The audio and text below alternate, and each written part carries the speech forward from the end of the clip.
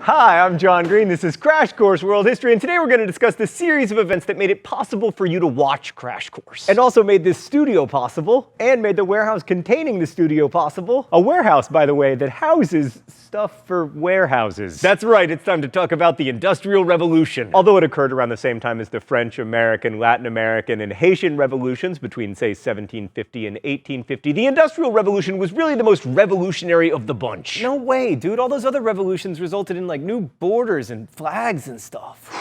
We've studied 15,000 years of history here at Crash Course Me from the past, and borders and flags have changed plenty, and they're going to keep changing. But in all that time, nothing much changed about the way we disposed of waste, or located drinking water, or acquired clothing. Most people lived on or very close to the land that provided their food. Except for a few exceptions, life expectancy never rose above 35 or below 25. Education was a privilege, not a right. In all those millennia, we never developed a weapon that could kill more than a couple dozen people at once, or a way to travel faster than horseback? For 15,000 years, most humans never owned or used a single item made outside of their communities. Simón Bolívar didn't change that, and neither did the American Declaration of Independence. You have electricity? Industrial Revolution. Blueberries in February? Industrial Revolution. You live somewhere other than a farm? Industrial Revolution. You drive a car? Industrial Revolution. You get 12 years of free formal education? Industrial Revolution. Your bed, your antibiotics, your toilet, your contraception, your tap water, your every waking and sleeping second.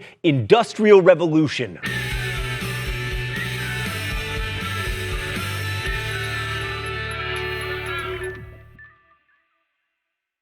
Here's one simple statistic that sums it up. Before the Industrial Revolution, about 80% of the world's population was engaged in farming to keep itself and the other 20% of people from starving. Today, in the United States, less than 1% of people list their occupation as farming. I mean, we've come so far that we don't even have to farm flowers anymore. Stan, are these real, by the way? Can't tell if they're made out of foam or digital. So what happened? Technology. Here's my definition. The Industrial Revolution was an increase in production brought about by the use of machines and characterized by the use of new energy sources. Although this will soon get more complicated, for our purposes today, industrialization is not capitalism, although as we will see next week, it is connected to modern capitalism. And the Industrial Revolution began around 1750, and it occurred across most of the Earth, but it started in Europe, especially Britain. What happened? Well, let's go to the thought bubble. The innovations of the Industrial Revolution were intimately interconnected. Like, look for instance at the British textile industry. The invention of the flying shuttle by John Kay in 1733 dramatically increased the speed of weaving,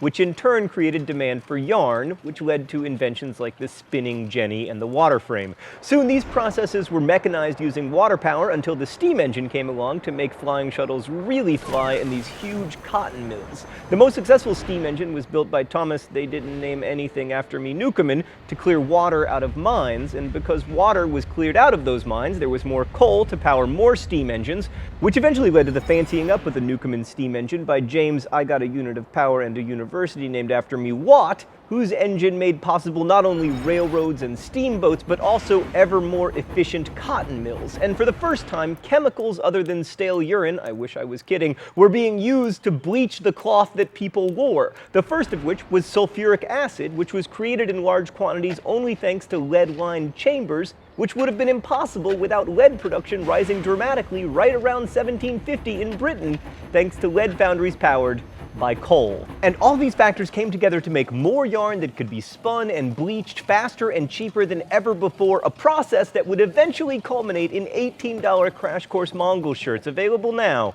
at dftba.com. Thanks, Thought Bubble, for that shameless promotion of our beautiful, high-quality t-shirts, available now at dftba.com. So the problem here is that with industrialization being so deeply interconnected, it's really difficult to figure out why it happened in Europe, especially Britain. And that question of why turns out to be one of the most contentious discussions in world history today. For instance, here are some Eurocentric reasons why industrialization might have happened first in Europe. There's the cultural superiority argument that basically holds that Europeans are just better and smarter than other people. Sometimes this is formulated as Europeans possessing superior rationality. By the way, you'll never guess where the people who make this argument tend to come from, unless you guess that they come from Europe. And then others argue that only Europe had the culture of science and invention that made the creation of these revolutionary technologies possible. Another argument is that freer political institutions encouraged innovation, and strong property rights created incentives for inventors. And finally, people often cite Europe's small population, because small populations require labor-saving inventions. Oh, it's time for the open letter?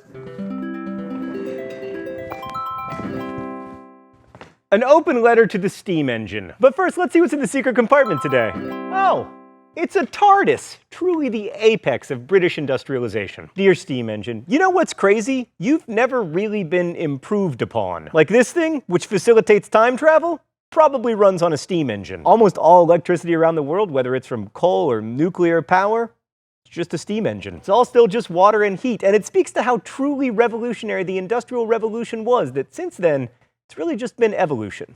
Best wishes, John Green. So you may have heard any of those rationales for European industrialization, or you may have heard others. The problem with all of them is that each time you think you're at the root cause, it turns out there's a cause of the root cause. To quote Leonardo DiCaprio, James Cameron, and coal mine operators, we have to go deeper. But anyway, the problem with these Eurocentric why answers is that they all apply to either China or India or both. And it's really important to note that in 1800, it was not clear that Europe was going to become the world's dominant manufacturing power in the next 100 years. At the time, China, India, and Europe were all roughly at the same place in terms of industrial production. First, let's look at China. It's hard to make the European cultural superiority argument because China had been recording its history since before Confucius, and plus there was all that bronze and painting and poetry. It's also kind of difficult to make a blanket statement that China was economically inferior to Europe since they invented paper money and led the world in exports of everything from silk to China. I mean, pre-industrial revolution, population growth was the surest sign of economic success, and China had the biggest population in the world. I guess that answers the question of whether they're digital. It's also difficult to say that China lacked a culture of invention when they invented gunpowder and printing and paper and arguably compasses. And China had more free enterprise during the Song Dynasty than anywhere in the world. Some argue that China couldn't have free enterprise because they had a long history of trying to impose monopolies on items like salt and iron. And that's true, but when it comes to enforcing those monopolies, they also had a long history of failure. So really, in a lot of ways, China was at least as primed for an industrial revolution as Britain was. So why didn't it happen? Well, Europeans, specifically the British, had two huge advantages. First,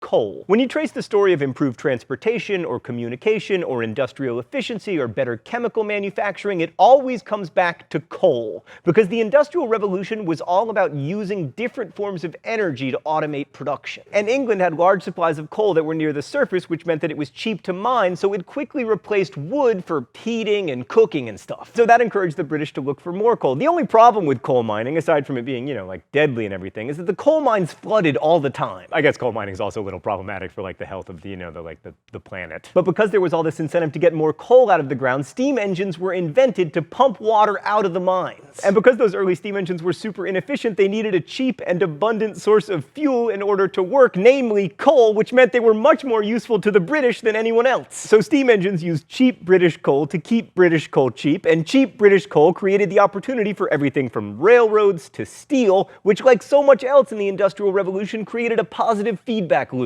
Because they run on rails, railroads need steel, and because it is rather heavy, steel needs railroads. Secondly, there were wages. Britain, and to a lesser extent the Low Countries, had the highest wages in the world at the beginning of the 18th century. In 1725, wages in London were the equivalent of 11 grams of silver per day. In Amsterdam, they were 9 grams. In Beijing, Venice, and Florence, they were under 4. And in Delhi, they were under 2. It's not totally clear why wages were so high in Britain. One argument is that the Black Death lowered population so much that it tightened labor markets, but that doesn't explain why wages remained low in, plague-ravaged Italy. Mainly, high wages combined with cheap fuel costs meant that it was economically efficient for manufacturers to look to machines as a way of lowering their production costs. To quote the historian Robert Allen, wages were high and energy was cheap. These prices led directly to the Industrial Revolution by giving firms strong incentives to invent technologies that substituted capital and coal for labor. Stan, I'm a little worried that people are still going to accuse me of Eurocentrism. Of course, other people will accuse me of an anti-European bias. I don't have a bias against Europe. I love Europe. Europe gave me many of my favorite cheeses and cross-country skiing and Charlie Chaplin, who inspired today's Danica drawing. Like the fact of coal being near the surface in Britain can't be chalked up to British cultural superiority. But the wages question is a little different because it makes it sound like only Europeans were smart enough to pay high wages. But here's one last thing to consider. India was the world's largest producer of cotton textiles, despite paying basically the lowest wages in the world. Indian agriculture was so productive that laborers could be supported at a very low cost. And that, coupled with a large population, meant that Indian textile manufacturing could be very productive without using machines, so they didn't need to industrialize. But more importantly, from our perspective, there's a strong argument to be made that Indian cotton production helped spur British industrialization. It was cotton textiles that drove the early Industrial Revolution, and the main reason that Britain was so eager to produce cottons was that demand was incredibly high. They were more comfortable durable than woolens, but they were also cheaper because cottons could be imported from India at such a low cost. So Indian cottons created the market, and then British manufacturers invested in machines and imported Indian know-how to increase production so that they could compete with India. And that's at least one way in which European industrialization was truly a world phenomenon. For those of you who enjoy such highly contentious and thorny cultural historical debates, good news! Next week we'll be talking about capitalism. Thanks for watching. I'll see you then. Crash Course is produced and directed by Stan Muller. Our script supervisor is Danica Johnson. The show is written by my high school history teacher, Raoul Meyer, and myself. We are ably interned by Meredith Danko, and our graphics team is Thought Bubble. Last week's phrase of the week was the New England Revolution. That was challenging. If you want to suggest future phrases of the week or take a guess at this week's, you can do so in comments, where you can also ask questions about today's video that will be answered by our team of historians. Thanks for watching Crash Course, and as we say in my hometown, don't forget to be awesome.